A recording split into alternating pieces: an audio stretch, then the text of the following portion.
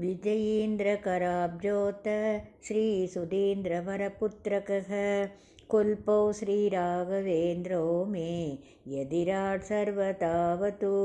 குரு ஸ்ரீ ராகவேந்திர கவச்சம். ஸ்லோகம் எண் 21. ஸ்ரீ விஜயேந்திர கரகமல சந்நியாசம் பெற்ற ஸ்ரீ சுதீந்திர தீர்த்தரின் வரபுத்திரர் ஸ்ரீ குருராஜர். ஸ்ரீபாதங்களிலே சிரேஷ்டரான ஸ்ரீ ராகவேந்திரர் காக்கட்டும் நம்முடைய கால் கரடுகளை என்றும். பாதௌ ரட்சது மே சர்வபயஹாரி கிருபாநிதிः ஞானபக்தி சுபுத்ராயோர் யசக ஸ்ரீ புண்ணியவர்த்தனக. குரு ஸ்ரீ ராகவேந்திர கவச்சம். ஸ்லோகம் எண் 22. புகழ், செல்வம், புண்ணியம், ஞானம், பக்தி, நன்மக்கள் பெறுவதற்கு காரணம் கருணைக்கடல் ஸ்ரீ ராகவேந்திரர். தகவாக நம்முடைய மனபயங்கள் போக்குகின்ற தயையாளர் ராகவேந்திரர் நம் பாதங்களை காக்கட்டும். கரபாதாங்குளேஹி சர்வா மமாவத்து ஜகத்குருः பிரதிவாதி ஜயஸ்வாந்த பேதசின்ஹாதரோ குருः. குரு ஸ்ரீ ராகவேந்திர கவச்சம். ஸ்லோகம் எண் 23. தன் வாக்குத்திறத்தாலே பிரதிவாதிகளை வென்று தக்கபடி பேதங்கள் அனைத்தையும் விளக்கி என்றென்றும் ஜகத்குருவாய் விளங்குகின்ற ஸ்ரீ குருராஜர் என் இரு கை காலின் விரல்களை காக்கட்டும்.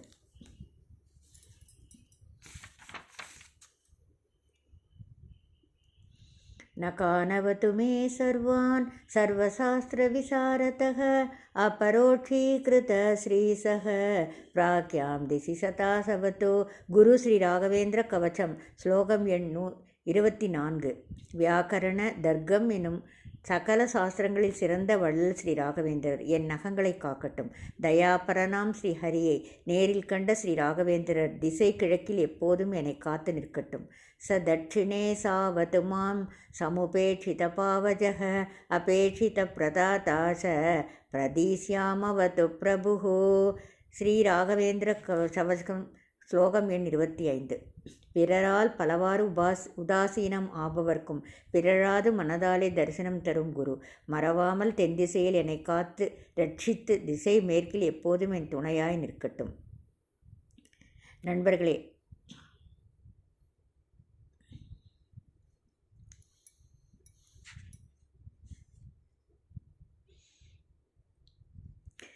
நம் பக்தி சிந்தனாவில் குரு வாரம் குரு மகிமை என்ற தலைப்பில் மந்த்ராலய மகாபிரபு ஸ்ரீ ஸ்ரீ ஸ்ரீ ராகவேந்திர சுவாமிகள் நிகழ்த்திய மற்றும் அன்றாடம் நிகழ்த்தி வரும் மகிமைகளை பற்றி நாம் பல வீடியோக்களில் பகிர்ந்து வருகிறோம் அல்லவா. ஸ்ரீ குருராஜரை வணங்கும் போது நமது பிராரப்தம் எதுவாக இருந்தாலும் அதை மிகவும் சாதாரணமாக நமக்கு அந்த வழியின் கடுமை தெரியாமல் ஆக்கிவிடுவார். அப்பைய தீட்சிதர், அதாவது ஸ்ரீ ராகவேந்திரரின் அத்தியந்த நண்பர் மற்றும் பக்தர். அவர்களின் பக்தி இருந்தால் போதும், நம்மை என்ன இன்னல்கள் வந்து தீண்டினாலும் பிராரப்த கர்மாவின்படி அனுபவிக்க வேண்டி இருந்தாலும் ஸ்ரீ ராகவேந்திர குரு சார்வ பௌமர் அவற்றிலிருந்து நம்மை சுலுவாக மீட்டு விடுவார். அதாவது அந்த கஷ்டங்களையெல்லாம் பிராரப்த கர்மாவின் வீச்சையெல்லாம் மட்டுப்படுத்தி கட்டுப்படுத்தி அதன் சுமை நமக்கு தெரியாத வண்ணம் செய்து விடுவார். ஸ்ரீ குருராஜர் நமக்கெல்லாம் அருள்வதற்காகவே மந்திராலயத்தில் ஜீவனுடன் வாசம் செய்து கொண்டிருக்கிறார். கோடானு கோடி மக்கள் எங்கிருந்து உள்ளன்போடு குரல் கொடுத்தாலும் ஓடோடி சென்று அவர்களின் துயர்களை களைவதற்கு தயாராக இருக்கிறார். ஒவ்வொரு அவதாரத்திலும் அவர் சேர்த்து வைத்துள்ள புண்ணியத்தையெல்லாம் மற்றவர்களுக்கு கொடுப்பதற்காகத்தான் அவர் காத்து கொண்டிருக்கிறார். எந்த துன்பம் வந்தாலும் கலங்காதீர்கள். ஸ்ரீ குருராஜரை திடமாக நம்புங்கள்.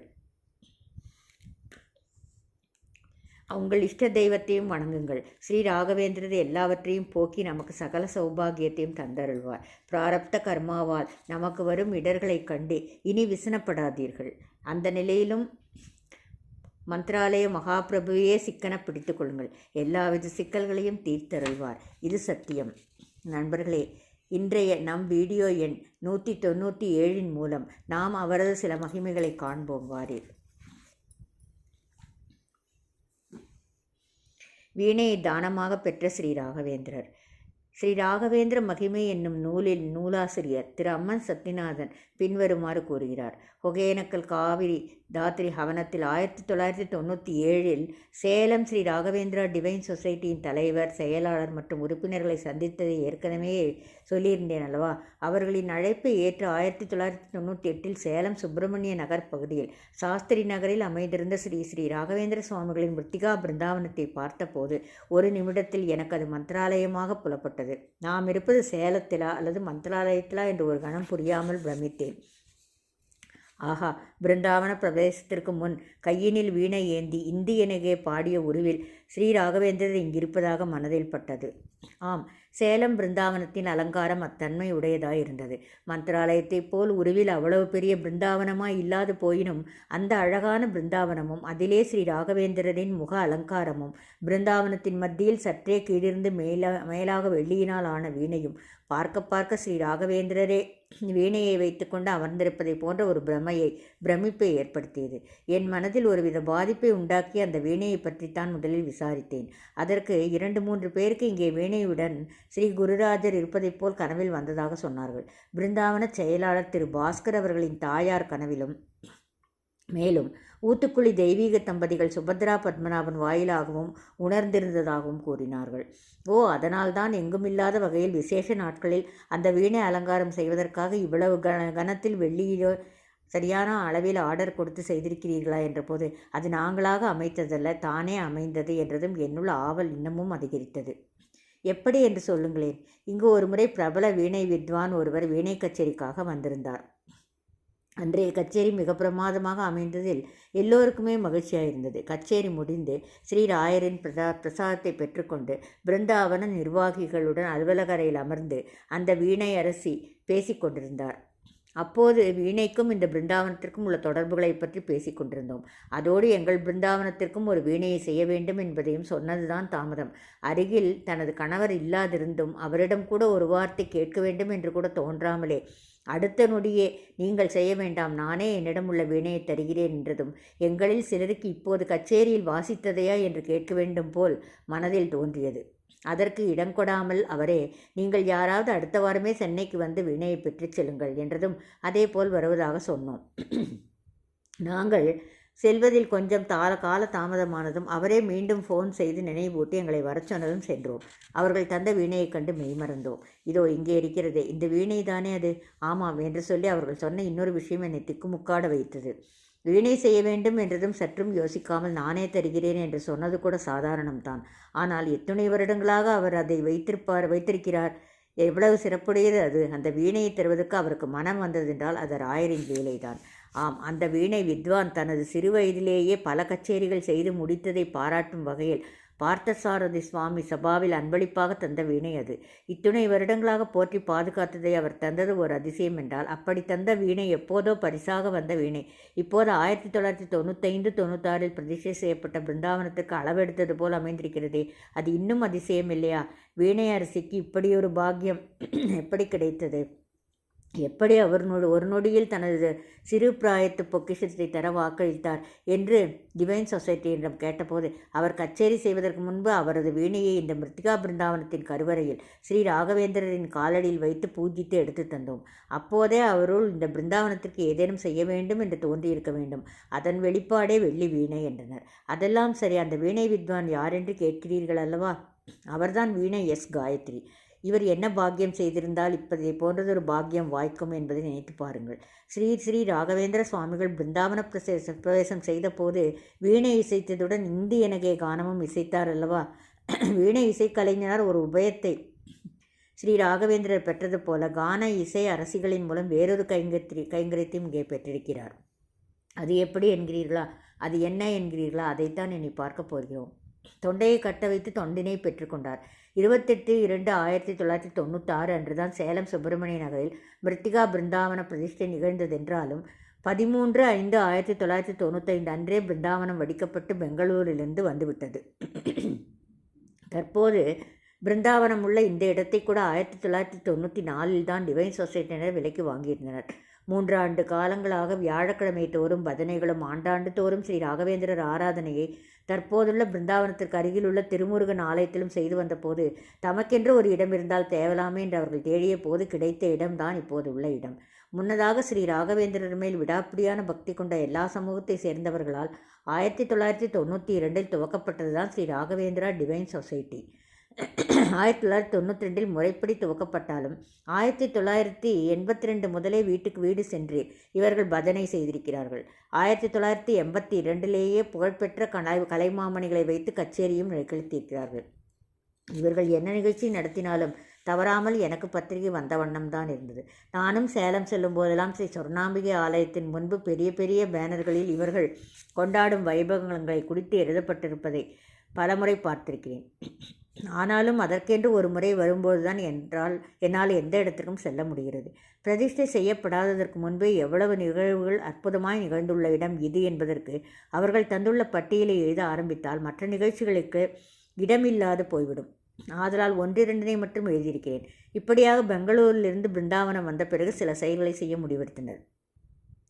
பிரதிஷ்டை செய்யப்படாவிட்டாலும் கூட அந்த பிருந்தாவனத்திற்கு பஞ்சாமிர்த அபிஷேகம் போன்றவையெல்லாம் தவிர நித்திய பூஜையும் நைவேத்தியம் செய்து வந்தனர்.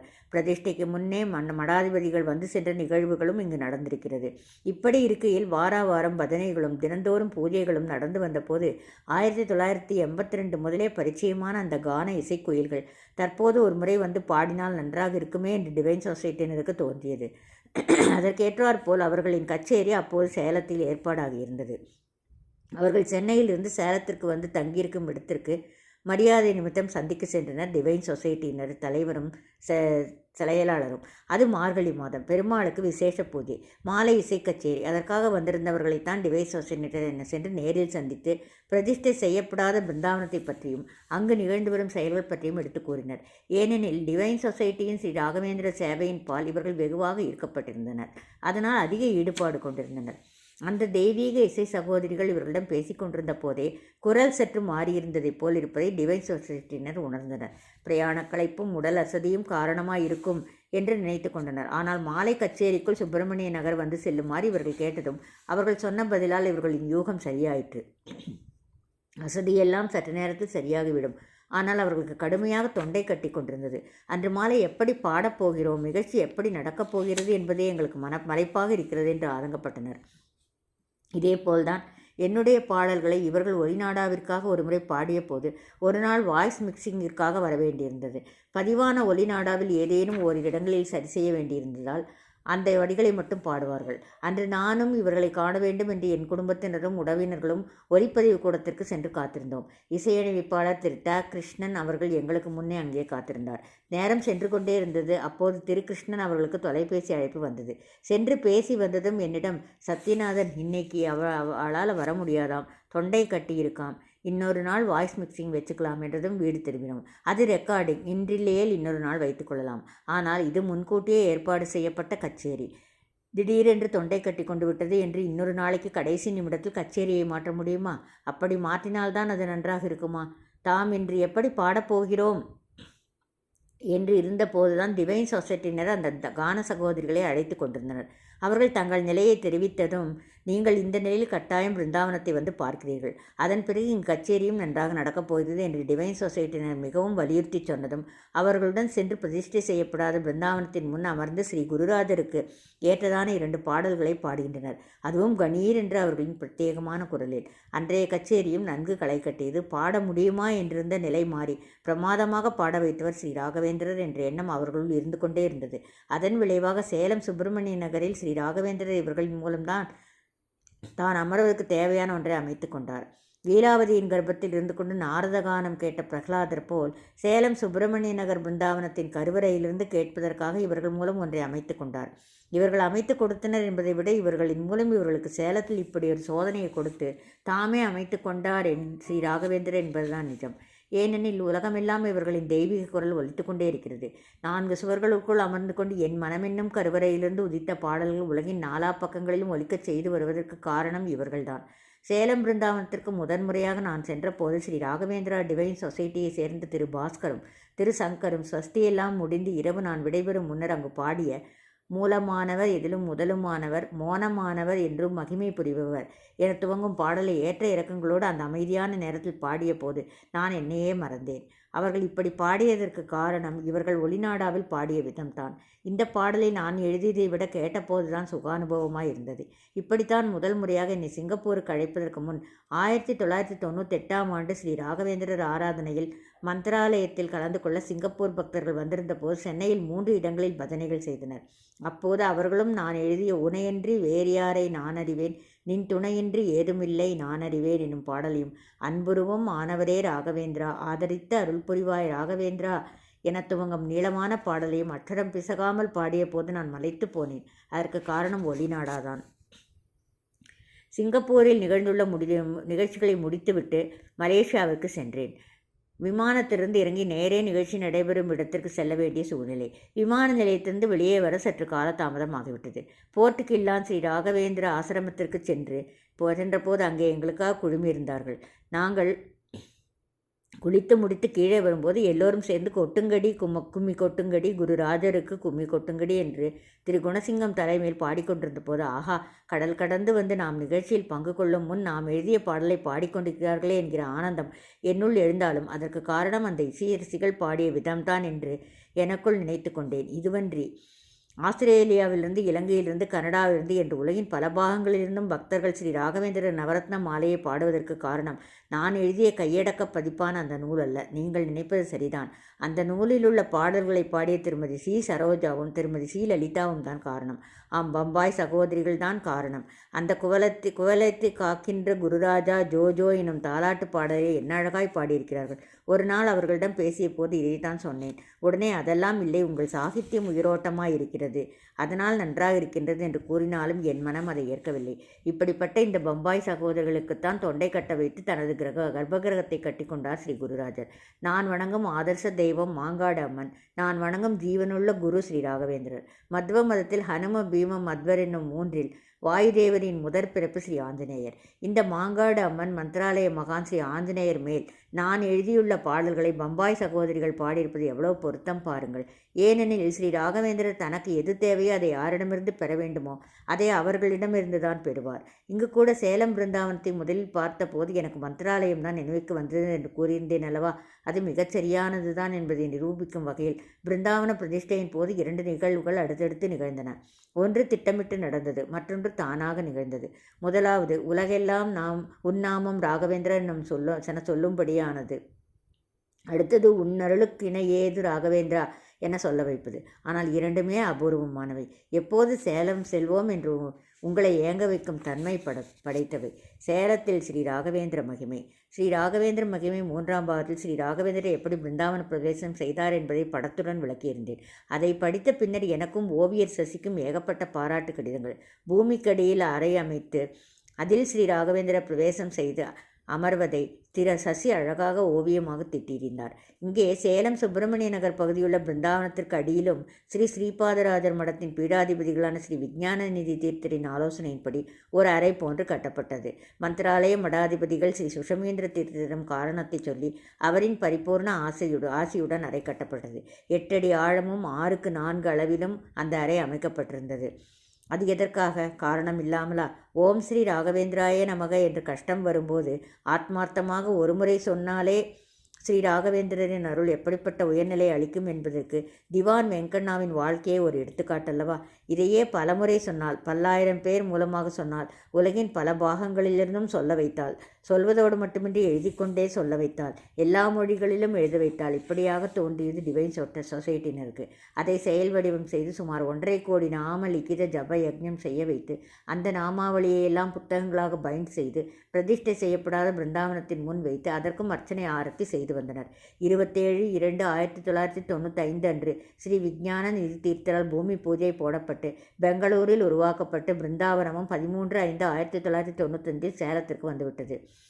பொதுவாக கட்டிடங்கள் எல்லாம் கட்டப்பட்டு ரொம்பவும் இல்லாவிட்டால் கூட கர்ப்பகிரகம், சமையற்கட்டு, ஒரு அலுவலகம் என்று சிறு சிறு அறைகள் கட்டப்பட்டு அதன் பிறகே பிருந்தாவனத்தை வரவழைத்து பிரதிஷ்டை செய்வார்கள்.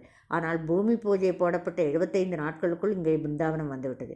வெறும் பிருந்தாவனமாயிருந்தாலும் அதுக்கு பூஜைகள் முறைப்படி செய்ய வேண்டும் என்றதும் ஓய்வு பெற்ற துணை ஆட்சியர் திரு கிருஷ்ணமூர்த்தி ராவும் அவரது மகன்களும் மாத்வ சம்பிரதாயப்படி நித்திய பூஜைகளை செய்யலாயினர்.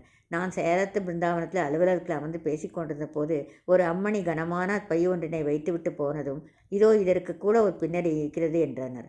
என்னவென்று விசாரித்த போது, வெறும் பிருந்தாவனத்திற்கு பூஜை செய்வதோடு மட்டுமில்லாது மந்திராட்சதையும் தர வேண்டும். நாளை முதல் தர துவங்கலாம் என்று ஒரு நாள் இவர்கள் முடிவெடுத்தனர். அடுத்த நாள் காலை சொர்ணபுரியிலிருந்து திரு ராகவேந்திர ராவ் என்பவர் கையில் அரிசியுடன் வந்து நின்றார்.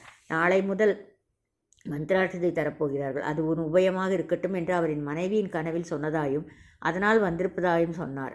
அன்று முதல் இன்று வரை அவர்தான் தந்து கொண்டும் இருக்கிறார். பிரதிஷ்டைக்கு முன்னே பூஜை, மந்திராட்சதை, 1.5 கோடி நாம லிக்கித ஜபயஜம், 11 லட்சம் ஸ்ரீ ராகவேந்திர அஷ்டாட்சர மந்திர ஹோமம் என்று திவ்யமாய் அனைத்தும் நடந்து வந்தது. பூஜை, ஹோமம், பாராயணத்திற்கெல்லாம் இங்கே கைமேல் பலன்.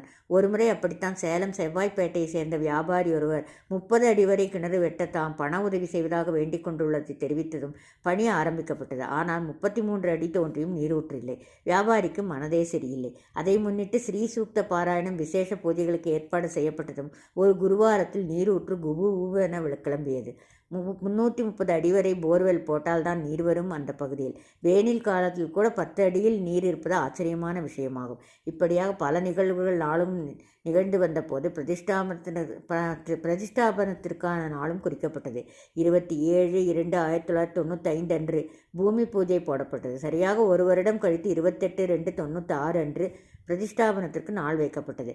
மந்திராலயத்திலிருந்து பக்தி பூர்வமாக மிருத்திகை பெறப்பட்டு ஸ்ரீ விஞ்ஞானநிதி தீர்த்தலால் பிரதிஷ்டை செய்யப்பட இருக்கிறது. அதை முன்னிட்டு அநேக விதமான ஹோமங்கள், யாகங்கள் நடைபெற்று வந்தன. 28/2/96 பிரதிஷ்டை. 27/2/96 அன்று இரவு பல மொழிகளில் எழுதப்பட்டு பைண்ட் செய்யப்பட்ட ஓம் ஸ்ரீ ராகவேந்திராய நமக நோட்டு புத்தகங்கள், சந்தனக்கட்டை, சாலக்கிராமம், பூஜா தேவதைகள் போன்ற இன்ன பிறவற்றையும் அந்த கட்டிய அறைக்குள் சுவாமிகள் பரம பவித்திரமாக வைத்தார்கள். விடிந்தால் பிருந்தாவன பிரதிஷ்டை. அந்த பிருந்தாவன பிரதிஷ்டைக்கு முன் சேலத்திலுள்ள ஒரு பாகவதரை பற்றியும் கொஞ்சம் பார்ப்போம். ஏனெனில் அவருக்கும் இந்த பிரதிஷ்டைக்கும் கூட உறவு இருக்கிறது. அந்த பாகவதரின் முழு பெயர் ஸ்ரீ நாராயண பாகவதர் என்கின்ற சுப்பிரமணியம் அம்மா. அரசு பணியில் இருப்பவர், மிகுந்த ஆசாரசீலர். இவரை போன்றே அவரது மனைவியும் ஆச்சாரத்துடன் விளங்கி வந்தார். பாகவதரின் மனைவிக்கு திருமணத்தின் போது கைக்கொன்றாக 2 தங்க வளையல்களை தாய் வீட்டில் போட்டிருந்தார்கள். அந்த நினைவை போற்றும் வகையில் அதை கழற்றாமல் அப்படியே போட்டு வந்தார். வருடங்கள் செல்லவே திருமணத்தின் போடு போட்டப்பட்ட கை வளையல்கள் கைக்கு சிறிதாகிவிட்டன. இவ்வளவு நாள் போட்டுக்கொண்டிருந்து விட்டோம், இனியும் கழற்றாமல் விட்டால் கையை கடிக்க ஆரம்பிக்கும். ஆதலால் இவற்றை கழற்றி கடையில் போட்டு வேறு பெரிய சைஸில் வளையல்களை வாங்கி போட்டுக்கொள்வது என்று கணவனும் மனைவியும் தீர்மானித்து கொண்டனர். அடுத்த நாளிலிருந்து வளையல்களை கழற்றும் முயற்சியில் ஈடுபட்டனர். எண்ணெய் போட்டு, சோப்பு போட்டு, இன்னும் என்னென்ன வழிகளில் முடியுமோ அவ்வளவு வழிகளிலும் முயற்சித்து பார்த்தோம். கையில் வலி எடுத்ததுதான் மிச்சம். வளையல்களை என்ன பாடுபட்டும் கழற்றவே முடியவில்லை. கடைசியில் சேலம் முதல் அக்ரஹாரத்தில் இருந்த ஒரு நகைக்கடைக்கு சென்றனர். தாங்கள் வந்த விஷயத்தை சொல்லினர். இவ்வளவுதானா? கையில் இருக்கும் நகையை கழற்றிவிட்டு புதிய வளையல்களை போட்டுக்கொள்ள வேண்டும். கழற்றும் விதத்தில் கழற்றினால் 1 நிமிஷத்தில் வந்துவிடப் போகிறது என்று எண்ணியவாடு கடை முதலாளியும் சிப்பந்திகளும் எவ்வளவோ முயன்றும் பார்த்தும் வரவே இல்லை. ஐயா, இதற்கு ஒரே ஒரு வழிதான் இருக்கிறது. ஏதாவது ஒரு வழியில் கழற்றினால் சரி. கழற்றவெல்லாம் முடியாது, பின்னே வெட்டி எடுத்து விடலாம். நல்ல வழியை சொன்னீரையா, இன்னொரு முறை இந்த வார்த்தையை சொல்லாதீர்கள் என்றார் பாகவதரின் மனைவி படப்படவென. அம்மா, நான் வெட்டி எடுக்க சொல்வேனா? உங்கள் ஆச்சாரம் அனுஷ்டானமெல்லாம் எனக்கு தெரியாதா?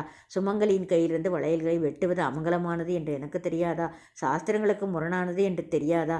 இருந்தும் ஏன் அப்படி சொன்னேன் என்றால், வெட்டி எடுப்பதை தவிர வேறு எந்த வழியிலும் எவராலும் எடுக்க இயலாது என்பதை சொல்ல வந்தேன். பின்னர் வேறு வழியின்றி பாகவதரும் அவரின் மனைவியும் வளையல்களை கழற்ற முடியாத கையுடன் வீடு திரும்பினர்.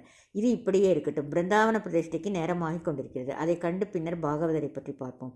1996 பிப்ரவரி மாதம் 28ஆம் தேதி காலை நேரம். சேலம் சுப்பிரமணிய நகர் பகுதியில் உள்ள சாஸ்திரி நகரில் வேத கோஷங்கள் முழங்கி வந்தன. ஸ்ரீ ஸ்ரீ ராகவேந்திர சுவாமியின் பக்தர்கள் தூய பக்தியுடன் எறும்பென பிருந்தாவன பிரதிஷ்டைக்கான வேலைகளில் ஈடுபட்டிருந்தனர். பெருந்திரளான மக்கள் பிரதிஷ்டாபனத்தை பார்வையிடுவதற்காக காத்து கொண்டிருந்தனர். நமது நாராயண பாகவதரும் அவரின் மனைவியும் கூட அங்கே ஆஜராகியிருந்தனர். கைவளலை கழற்ற முடியவில்லையே என்ற ஏக்கம் இன்றி பிரதிஷ்டாபனத்தை காணும் தாக்கத்தில் அவங்க அமர்ந்திருந்தனர். பிரதிஷ்டைக்கு முன்பு வேறொரு நிகழ்வு, அதாவது திட்டமிட்ட நிகழ்வு ஒன்று முதல் நாள் நிகழ்ந்ததல்லவா. பிருந்தாவனத்திற்கு கீழே ஒரு அறை ஒன்று பூமியின் அடியில் கட்டப்பட்டு அந்த புனிதமான பவித்திரமான அறையில் 1.5 கோடி நாம லிக்கித ஜப நோட்டு புத்தகங்களை, முறைப்படி பூஜைகள் செய்யப்பட்ட நோட்டு புத்தகங்களை உள்ளே வைக்கப்பட்டதல்லவா. மந்திராலயத்திலே ஸ்ரீ ஸ்ரீ ராகவேந்திர சுவாமிகள் முன்பே கட்டப்பட்ட அறையில், திட்டமிட்டு கட்டப்பட்ட அறையில் பிரவேசிக்கிறார். இங்கே சேலத்திலும் திட்டமிட்டு கட்டப்பட்ட அறையில் அங்கே ராகவேந்திரர் என்றால் இங்கே ஓம் ஸ்ரீ ராகவேந்திராய நமக எனும் அவரின் நாமம் உள்ளே இறங்கிற்று. ஸ்ரீ ராகவேந்திரருக்கு என்ன மகிமை உண்டோ அதே மகிமை அவரது நாமத்திற்கும் மிருத்திகைக்கும் உண்டு. நாமம் பூமிக்கு கீழே சென்றுள்ளது. அது முடிந்ததும் மந்திராலய மூல பிருந்தாவன மிருத்தியை பிருந்தாவனத்தில் பிரதிஷ்டை செய்ய பிருந்தாவனம் தயார் நிலையில் இருந்தது. ஸ்ரீபாதராஜ மடத்தின் பீடாதிகளில் பீடாதிபதிகள் எல்லா காரியங்களையும் ஒவ்வொன்றாக செய்து வந்தார். அப்போது அவர் பக்த ஜனங்களை சாலை கிராமம், மந்திராலயத்திலிருந்து எடுத்துவிடப்பட்ட மிருத்திகை போன்றவற்றுடன் தங்கம், வெள்ளி, நவரத்னங்கள் போன்றவற்றையும் சேர்த்து பிரதிஷ்டை செய்ய வேண்டும். பக்தர்கள் யார் வேண்டுமானாலும் பிருந்தாவனத்தில் வைப்பதற்கு தங்கம், வெள்ளி போன்றவற்றை கொடுக்கலாம். அவகாசம் 15 நிமிடங்கள் தான், அதற்குள் கொடுக்கலாம் என்று அறிவிப்பு விடுக்கிறார். பக்தர்கள் ஒருவர் முகத்தை ஒருவர் பார்த்து கொள்கின்றனர். 10 நிமிடங்கள் நகர்ந்து கொண்டே இருக்கின்றன. பாகவதரின் மனத்திலே பலவித எண்ணங்கள். தங்கம் என்ற வார்த்தையை கேட்டவுடனே கழற்ற முடியாத தன் மனைவியின் வளையல்கள் நினைவுக்கு வந்தன. அதை கழற்றவே முடியாது எனும் நிலையில் அதை கழற்ற வந்தால் இங்கே ராயருக்கு அர்ப்பணம் செய்யலாமே என்று தனக்குள்ளே நினைத்து கொண்டு லேசாக தன் மனைவியை திரும்பி பார்க்கிறார்.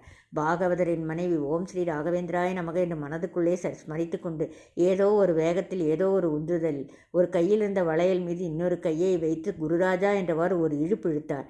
என்ன ஆச்சரியம்! மிக சுலபமாக அந்த வளையல் வெளிவந்தது. அதேபோல் இன்னொரு கையில் இருந்த பல வருடங்களாக கழற்றப்படாமல் இருந்த வளையலையும் வெட்டி எடுப்பதை தவிர வேறு வழியில்லை என்று சொல்லப்பட்ட வளையலையும் முன்னை போல் ஸ்ரீ ராகவேந்திர நாமத்தை ஜெபித்து வெளியே எடுத்து உடலெல்லாம் நடுங்க பயபக்தியுடன் தன் கணவருடன் சேர்ந்து பிருந்தாவனத்துள் வைக்க தமது தங்க வளையல்களை சுவாமிகளிடம் சேர்ப்பிக்க கோலாகலமாக மிருத்திகா பிரதிஷ்டாபனம் நடக்கிறது. இந்த தங்க வளையல்களோடு நினைத்து பாருங்கள். திருமணத்தின் போது பாகவதரின் மனைவிக்கு போடப்பட்ட வளையல் பல வருடங்கள் கழித்து எப்படி ராயரிடம் சேர்ந்திருக்கிறது பார்த்தீர்களா? வீணை, வளையல், கிணறு, கர்ப்பகிரகம் போன்ற எல்லாமும் அவராகவே தேடிக்கொண்டதுதான். எப்போது நான் சேலம் பிருந்தாவனத்துக்கு சென்றேனோ அன்றிலிருந்து எனது ஸ்ரீ ராகவேந்திர மகிமை நூல்களுக்கு அவரின் அனுகிரகம் தொடர்ந்து கிடைத்து வருகிறது. 4வது பாகமும் அவரது அருளால் அவரது பிருந்தாவனத்தில் எழுத துவங்கி வெளியீடும் இங்கேயே ஆகின்றது. இன்னும் சொல்லப்போனால் நான் முதலாக அயல்நாடு செல்ல கிளம்பும் முன் இந்த சேலம் பிருந்தாவனத்தின் தலைவர், செயலர் மற்றும் சில அங்கத்தினர்களும் அம்மாவும் சென்னைக்கு வந்து என்னை வாழ்த்தி கௌரவித்தார்கள். அந்த கைராசி 1.5 வருடங்களில் 4 முறை நான் அயல்நாட்டு பயணமும் கௌரவமும் எனக்கு கிடைத்தது என்றால் அதுதான் இந்த பிருந்தாவன மகிமை. இந்த நூலிலே ஏதோ ஒரு பக்கத்தில் வண்ணக்கயிறுடன் ஒரு படம் இருக்கும். அந்த ஸ்ரீ ராகவேந்திரரின் படத்தை திருப்பி பாருங்கள். சேலம் சுப்பிரமணிய நகர் ஸ்ரீ ராகவேந்திர பிருந்தாவனம் அளிக்கும் பிரசாதம் அது. எனது நூலின் மூலம் எல்லா பக்தர்களுக்கும் சென்று சேர வேண்டும் என்பது அவர்கள் எண்ணம். எனது எல்லா பாகங்களிலும் தமிழ் மற்றும் ஆங்கில நூலிலும் கூட இடம்பெற்று வருகிறது. 8,000 படம் என்றாலும் பக்தர்களின் தரிசனத்திற்காக லேமினேஷன் செய்து அனுப்பி வருகின்றனர். இது சாதாரண சேவை அல்ல, மிக பெரும் சேவை. இந்த படங்களுக்கு கடல் கடந்தும் அதிக வரவேற்புள்ளதை நான் எனது வெளிநாட்டு சுற்றுப்பயணங்களில் கண்டு வருகிறேன். சேலம் பிருந்தாவனத்தில் மின்சாரத்தில் இயங்கும் மணி, ஜாங்கட்டை ஒலியெழுப்பும் கருவி இருப்பதை பார்க்கலாம். தனக்கு வேலை கிடைத்ததற்காக சாரதா கல்லூரி மாணவி ஒருவர் தந்த உபயம் அது. அங்குள்ள விக்கிரகங்கள் எல்லாம் கூட பக்தர்களால் வழங்கப்பட்டதுதான். ஆரம்பத்தில் ஒரு சாலிகிராமம் கிடைக்காதா என்பது போய் தற்போது பூஜையிலே பல சாலிகிராமங்கள் உள்ளன. சேலம் பிருந்தாவனத்தை பற்றிய தகவல்கள் இன்னும் பல உள்ளன. பிருந்தாவனத்தின் தலைவர் திரு ஏ. ரவி அவர்கள் என்னிடம் அடிக்கடி சொல்வார்கள், எங்கள் பிருந்தாவனத்தை பற்றி எழுத ஆரம்பித்தீர்கள் என்றால் உங்கள் நூலில் பெரும் பகுதியை அதுவே ஆக்கிரமித்து கொள்ளும் என்று அவர் சொல்வது நிஜம்தான். எனினும் பக்தர்களுக்கு ஏற்பட்ட ஓரிரு சம்பவங்களை மட்டும் இந்த நூலில் இடையிடையே எழுதியிருக்கிறேன். மற்றவற்றை ஸ்ரீ ராகவேந்திர மகிமை 5ஆம் பாகத்தில் எழுதுகிறேன். நீங்களும் அவசியம் ஒரு முறை சென்று தரிசியுங்கள். உங்கள் வாழ்வில் ஏற்படும் மாற்றத்தை எனக்கு எழுதி அனுப்புவீர்கள். அடுத்ததாக நாம் காணவிருக்கும் பிருந்தாவனம் எர்ணாகுளம் பிருந்தாவனம். பலமுறை முயற்சித்தும் எர்ணாகுளம் பயணம் நிறைவேறாத போது சேலம் பிருந்தாவன நிகழ்ச்சிகளை படித்து காட்ட வந்தபோது அதிசயிக்கத்தக்க வகையில் நிறைவேறியது. தன்னை காண, தன்னை பற்றி எழுத ஒருவன் வருகிறானே, தன்னிடம் வரும் முன்னே தனது மகிமையை காட்ட வேண்டும் என்று எர்ணாகுளம் ஸ்ரீ ராகவேந்திரர் முடிவெடுத்து எனக்கு அருளியதையும் எர்ணாகுளத்தில் அவர் எழுந்தருளியதையும் விரிவாக காணப்போகிறோம். நாம் அடுத்த வீடியோவில் செல்வோம் எர்ணாகுளத்திற்கு.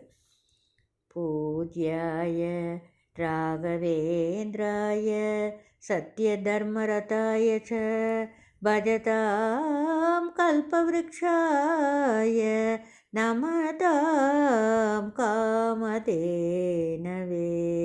ஸ்ரீராகவேந்திராய நமக, ஸ்ரீராகவேந்திராய நமக, ஸ்ரீராகவேந்திராய நமக.